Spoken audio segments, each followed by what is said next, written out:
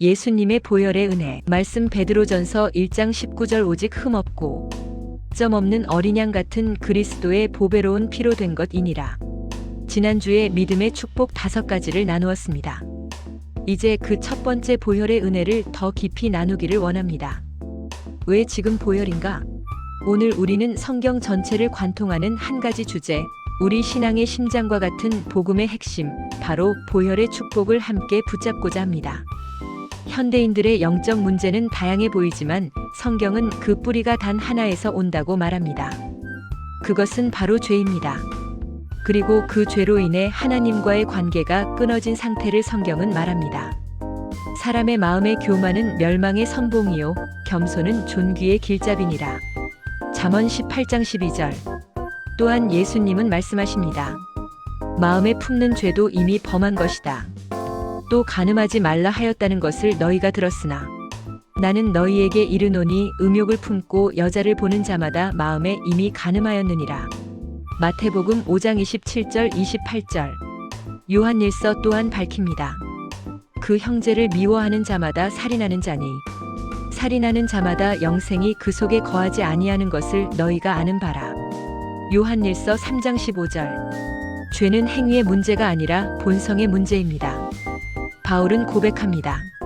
내 속 곧 내 육신에 선한 것이 거하지 아니하는 줄을 아노니 원함은 내게 있으나 선을 행하는 것은 없노라. 내가 원하는 바 선은 행하지 아니하고 도리어 원하지 아니하는 바 악을 행하는도다. 만일 내가 원하지 아니하는 그것을 하면 이를 행하는 자는 내가 아니요 내 속에 거하는 죄니라. 그러므로 내가 한 법을 깨달았노니 곧 선을 행하기 원하는 나에게 악이 함께 있는 것이로다. 내 속사람으로는 하나님의 법을 즐거워하되 내 지체 속에서 한 다른 법이 내 마음의 법과 싸워 내 지체 속에 있는 죄의 법으로 나를 사로잡는 것을 보는도다. 오호라 나는 곤고한 사람이로다. 이 사망의 몸에서 누가 나를 건져내랴. 결국 원함은 내게 있으나 선을 행하는 것은 없노라. 라고 고백합니다. 로마서 7장 18절에서 24절. 이 죄의 문제는 인간의 의지나 도덕, 노력으로 해결되지 않습니다. 그러므로 하나님은 우리에게 단 하나의 길을 주셨습니다. 바로 보혈입니다. 보혈은 보배보자의 피혈자입니다. 보배로운 피를 흘려주신 것입니다.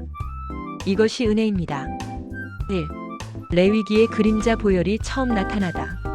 우리는 먼저 레위기의 장면으로 가서 살펴보아야 합니다. 하나님께 가까이 갈 수 없게 된 인간. 레위기 16장 1절과 2절에서 아론의 두 아들이 여호와 앞에 나아가다가 죽은 후에 여호와께서 모세에게 말씀하시니라. 여호와께서 모세에게 이르시되 내 형 아론에게 이르라. 성소의 휘장 안법궤 위 속죄소 앞에 아무 때나 들어오지 말라. 그리하여 죽지 않도록 하라. 이는 내가 구름 가운데에서 속죄소 위에 나타남이니라. 아론의 두 아들 나답과 아비후가 죽은 사건이 등장합니다. 하나님은 말씀하십니다. 내가 아무 때나 성소에 들어오지 말라. 죄가 있는 인간은 하나님 앞에 나아갈 수 없습니다. 거룩과 죄는 함께 있을 수 없기 때문입니다. 속죄의 피. 그러나 하나님은 길을 막아버리지 않으셨습니다. 레위기 16장 14, 15절 그는 또 수송아지의 피를 가져다가 손가락으로 속죄소 동쪽에 뿌리고 또 손가락으로 그 피를 속죄소 앞에 7번 뿌릴 것이며 또 백성을 위한 속죄제 염소를 잡아 그 피를 가지고 휘자 안에 들어가서 그 수송아지 피로 행함같이 그 피로 행하여 속죄소 위와 속죄소 앞에 뿌릴지니 속죄일에 속죄소 위에 피를 뿌리라고 명하십니다. 왜 피입니까? 히브리서 9장 22절이 답합니다. 율법에 따라 거의 모든 물건이 피로써 정결하게 되나니 피 흘림이 없은즉 사함이 없느니라. 피 흘림이 없은즉 사함이 없느니라고 하셨습니다. 제물의 죽음이 곧 나의 생명. 레위기 1장 4, 5절 거룩한 세마포 속옷을 입으며 세마포 속바지를 몸에 입고 세마포 띠를 띠며 세마포 관을 쓸지니 이것들은 거룩한 옷이라 물로 그의 몸을 씻고 입을 것이며 이스라엘 자손의 회중에게서 속죄 제물로 삼기 위하여 수점소 2마리와 번제물로 삼기 위하여 수장 1마리를 가져갈지니라. 제물 위에 안수하고 그 제물의 피가 속죄가 된다고 말합니다. 피는 단지 피가 아니라 생명입니다. 죄의 삭기 사망이기에 죽음은 반드시 요구됩니다. 그러나 죄인은 죽을 수밖에 없으므로 죽지 않으려면 대신 죽는 제물이 필요했던 것입니다. 출애굽기의 약속 피 아래에서 건짐을 받다. 우리는 이제 출애굽기로 가서 더 깊이 봅시다. 어린 양의 피가 집을 덮다. 출 12장 5절에서 7절 너희 어린 양은 흠없고 1년 된 수컷으로 하되 양이나 염소 중에서 취하고 이달 열나흔날까지 간직하였다가 해질 때에 이스라엘 회중이 그 양을 잡고 그 피를 양을 먹을 집 좌우 문설주와 인방에 바르고 출애굽기 12장 12절에서 14절 내가 그 밤에 애굽 땅에 두루 다니며 사람이나 짐승을 막론하고 애굽 땅에 있는 모든 처음 난 것을 다치고 애굽의 모든 신을 내가 심판하리라. 나는 여호와라. 내가 애굽 땅을 칠 때에 그 피가 너희가 사는 집에 있어서 너희를 위하여 표적이 될지라. 내가 피를 볼 때에 너희를 넘어가리니 재앙이 너희에게 내려 멸하지 아니하리라. 너희는 이 날을 기념하여 여호와의 절기를 삼아 영원한 규례로 대대로 지킬지니라. 하나님은 문설주에 어린 양의 피를 바르라 하십니다. 그날 밤 죽음의 사자가 지나갔지만 피가 있는 집은 넘어갔습니다. 이것이 유월입니다. 피 아래 있는 자에게는 심판이 닿을 수 없습니다. 피가 우리를 덮으면 죄의 삭이 우리에게 도달하지 못합니다. 3. 십자가의 완성 그림자가 실체를 만나다.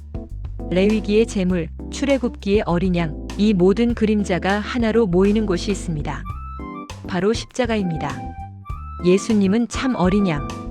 그가 찔림은 우리의 허물을 때문이요 그가 상함은 우리의 죄악 때문이라. 그가 징계를 받음으로 우리는 평화를 누리고 그가 채찍에 맞음으로 우리는 나음을 받았도다. 우리는 다 양 같아서 그릇 행하여 각기 제 길로 갔거늘 여호와께서는 우리 모두의 죄악을 그에게 담당시키셨도다.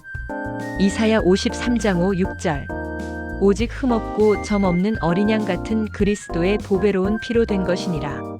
베드로전서 1장 19절 예수님의 피는 그 어떤 짐승의 피와도 비교할 수 없습니다. 그 피는 단회적이며 완전하며 영원합니다. 단회적이라는 것은 이례적으로 한 번으로 완전하고 영원하다는 뜻입니다. 예수님은 속죄의 제사장, 염소와 송아지 피로 하지 아니하고 오직 자기의 피로 영원한 속죄를 이루사 단번에 성소에 들어가셨느니라. 염소와 황소의 피와 및 암송아지의 죄를 부정한 자에게 뿌려 그 육체를 정결하게 하여 거룩하게 하거든. 하물며 영원하신 성령으로 말미암아 흠없는 자기를 하나님께 드린 그리스도의 피가 어찌 너희 양심을 죽은 행실에서 깨끗하게 하고 살아계신 하나님을 섬기게 하지 못하겠느냐. 예수님은 자기 피로 영원한 속죄를 이루셨습니다.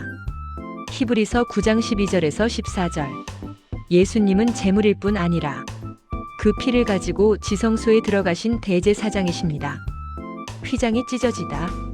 이에 성소 휘장이 위로부터 아래까지 찢어져 둘이 되고 땅이 진동하며 바위가 터지고 성소 휘장이 위에서 아래로 찢어졌습니다.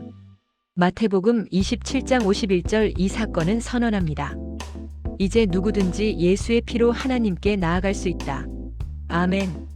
휘장은 더 이상 필요 없고 제사장은 더 이상 필요 없고 제사도 필요 없고 짐승의 피도 더 이상 필요 없습니다.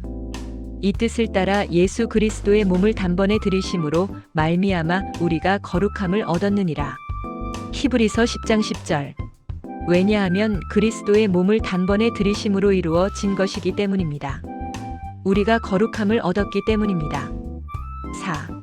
변화와 보혈이 우리 안에서 일으키는 역사. 보혈은 단지 죄를 사하는 것으로 끝나지 않습니다. 우리 안에 능력을 일으킵니다. 정죄에서 해방됩니다. 히브리서 10장 17절에서 20절을 보겠습니다. 또 그들의 죄와 그들이 불법을 내가 다시 기억하지 아니하리라 하셨으니 이것을 사하셨은즉 다시 죄를 위하여 제사 드릴 것이 없느니라. 그러므로 형제들아 우리가 예수의 피를 힘입어 성소에 들어갈 담력을 얻었나니 그 길은 우리를 위하여 휘장 가운데로 열어놓으신 새로운 살 길이요 휘장은 곧 그의 육체니라. 죄와 그들의 율법을 내가 다시 기억하지 아니하리라 하신 것은 얼마나 놀라운 은혜입니까? 하나님이 기억하지 아니하신다고 하십니다. 그런데 우리가 기억하고 괴로워할 수 없습니다. 그것은 사탄이 하는 것입니다. 하나님은 우리의 과거를 지워버리십니다. 죄책감에서 자유가 옵니다. 영적 공격에서 보호합니다. 계시록 7장 13, 14절 장로 중 하나가 응답하여 나에게 이르되 이 흠옷 입은 자들이 누구며 또 어디서 왔느냐? 내가 말하기를 내 주여 당신이 아시나이다 하니 그가 나에게 이르되 이는 큰 환난에서 나오는 자들인데 어린 양의 피에 그 옷을 씻어 희게 하였느니라. 그들의 옷을 어린 양의 피에 씻어 희게 하였습니다. 원수는 피를 두려워합니다. 보혈은 우리의 방패이며 보혈의 능력을 믿고 선포할 때 권세가 나타납니다. 죄의 권세를 끊습니다. 요한복음 16장 8절에서 11절에서 그가 와서 죄에 대하여, 의에 대하여, 심판에 대하여 세상을 책망하시리라. 죄에 대하여라 함은 그들이 나를 믿지 아니하며 의에 대하여라 함은 내가 아버지께로 가니 너희가 다시 나를 보지 못하며 심판에 대하여라 함은 이 세상 임금이 심판을 받았음이라. 성령은 죄의 심판을 밝히 보여줍니다. 그러나 그 출발점은 예수의 피가 나를 의롭다 하셨다는 진리입니다. 5. 보혈의 축복이 주는 회복. 보혈은 우리를 정죄에서 돌이켜 회복의 자리로 이끕니다. 용서의 확증. 요한 1서 1장 9절을 읽겠습니다. 만일 우리가 우리 죄를 자백하면 그는 미쁘시고 의로우사 우리 죄를 사하시며 우리를 모든 불의에서 깨끗하게 하실 것이요 우리 죄를 사하시며 우리를 깨끗하게 하십니다. 고아처럼 버려두지 않으시는 주님. 요한복음 14장 18절 내가 너희를 고아처럼 버려두지 아니하고 너희에게로 오리라. 고아처럼 버려두지 아니하시고 오신다고 하십니다. 보혈 아래 있는 자는 고아가 아닙니다. 버려진 삶이 아닙니다. 죄 사함의 선언. 마태복음 9장 2절을 읽겠습니다. 중풍병자에게 침상에 누운 중풍병을 사람들이 데리고 오거늘 예수께서 그들의 믿음을 보시고 중풍병자에게 이르시되 작은 자야 안심하라 내 죄 사함을 받았느니라. 이 선언이 우리의 인생을 바꿉니다. 죄와 사망의 법에서 해방된 살. 마태복음 9장 6절에서 8절을 보십시오. 그러나 인자가 세상에서 죄를 사하는 권능이 있는 줄을 너희로 알게 하려 하노라 하시고 중풍병자에게 말씀하시되 일어나 내 침상을 가지고 집으로 가라 하시니 그가 일어나 집으로 돌아가거늘 무리가 보고 두려워하며 이런 권능을 사람에게 주신 하나님께 영광을 돌리니라. 보혈은 단지 용서가 아니라 새로운 시작을 허락합니다. 일어나 걸어가라 하십니다. 6. 결론적으로 보혈의 축복이 당신의 삶에 임할 때 일어나는 놀라운 역사는 능력입니다. 보혈은 단순한 교리가 아닙니다. 강력한 역사입니다. 보혈은 회복입니다. 보혈은 새로운 생명입니다. 오늘 이 메시지를 듣는 모든 분께 말씀을 통해 한 가지를 선언합니다. 예수의 피는 오늘도 역사하십니다. 죄의 속박에서 해방시키고 정죄를 끊고 영적 공격에서 보호하고 마음의 상처를 치유하고 영혼을 평안으로 이끌며 하나님과의 친밀한 관계로 회복시킵니다. 계시록 7장 90절을 읽겠습니다. 이 일 후에 내가 보니 각 나라와 족속과 백성과 방언에서 아무도 능히 셀 수 없는 큰 무리가 나와 흰옷을 입고 손에 종려가지를 들고 보좌 앞과 어린 양 앞에 서서 큰 소리로 외쳐 이르되 구원하심이 보좌에 앉으신 우리 하나님과 어린 양에게 있도다 하니 이 장면처럼 보혈로 씻김받은 성도들은 마지막 날 큰 소리로 이렇게 외칩니다. 구원하심이 보좌에 앉으신 우리 하나님과 어린 양께 있도다. 아멘. 기도하겠습니다. 보혈에 대해서 깊이 배웠습니다. 오늘 그 보혈이 당신의 가정에, 마음에, 몸에, 삶에 새로운 생명을 흘려보내시길 축복합니다. 예수의 보혈이 여러분의 모든 과거를 덮고 오늘을 지키고 미래를 새롭게 하시기를 주의 이름으로 선포합니다. 예수님의 이름으로 기도합니다. 아멘.